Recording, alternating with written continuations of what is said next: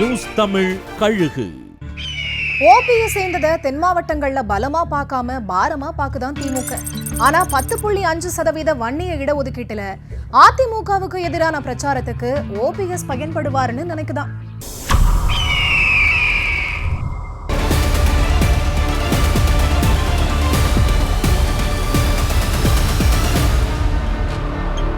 OPS திமுகவில் சேர்ந்ததால அடுத்த ஆட்சி அமைஞ்சா அவருக்கும் ஒரு அமைச்சர் பதவி கொடுக்க வேண்டிய கட்டாயம் திமுகவுக்கு ஏற்பட்டிருக்கிறதா சொல்றாங்க.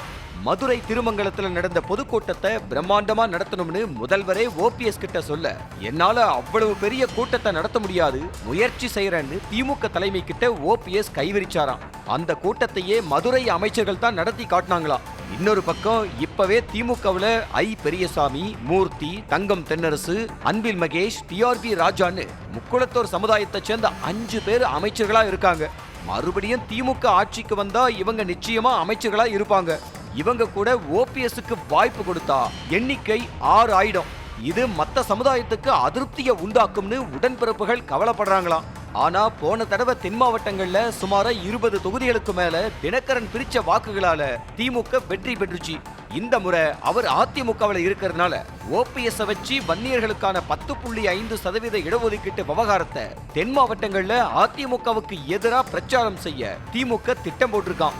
நான் எவ்வளவோ தடுத்தும் இபிஎஸ் அந்த சட்டத்தை கொண்டு வந்தாரு. திரும்பவும் அவர் ஆட்சிக்கு வந்தா அந்த சட்டத்தை நிறைவேற்றுவாரு. அந்த வாக்குறுதியை கொடுத்துதான் பாமகவை கூட்டணியில சேர்த்திருக்காருன்னு முக்குளத்தோர் சமுதாய மக்கள் கிட்ட ஓபிஎஸ் பிரச்சாரம் செஞ்சா அது திமுகவுக்கு கை கொடுக்கும்னு நினைக்குதான் அறிவாலயம்.